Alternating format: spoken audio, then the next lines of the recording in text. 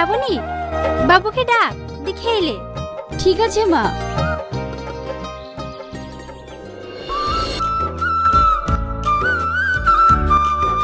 মা, এত খাবার, একটা মানুষ এত খাবার খেতে পারে?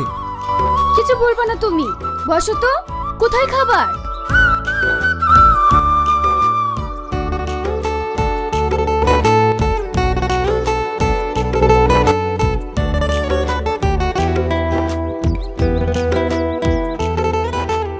দে বুড়ি, রিয়াজকে মাছের মুড়োটা তুলি দে। না মা, আমি আর পারবো না। তাই বললে হয়? দে দে, মাথাটা তুলি দে।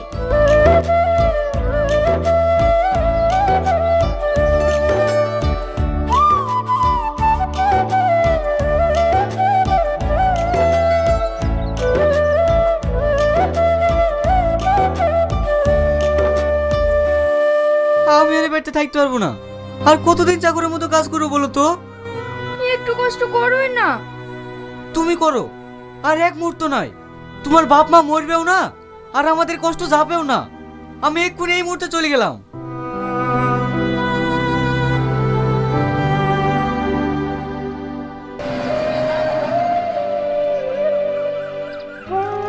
কিরে শাহিন, বড় লোক বাড়িতে বিয়ে করি বন্ধুর কথা ভুলে গেলি নাকি? কত দিয়ে ব্যথা দিসনি রে ভাই।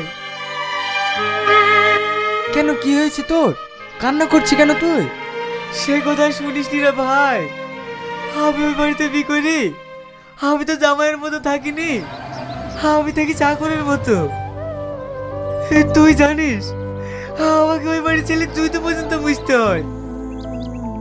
চাইলে তো আর সুখ পাওয়া যায় না রে, এসব উপরবেলার দান। দেখলি তো, বড় লোক বাড়িতে বিয়ে করেও তুই সুখ পেলি না। আমায় দেখ, তার কিছু না থাকলেও আমি অনেক সুখে আছি রে। আমার শ্বশুররা হতে পারে গরিব, কিন্তু ওদের মনটা অনেক বড়। সত্যি, আমি ওখানে বিয়ে করে অনেক সুখে আছি। আর মন খারাপ করিস না, আমার সঙ্গে চল, সব ঠিক হয়ে যাবে।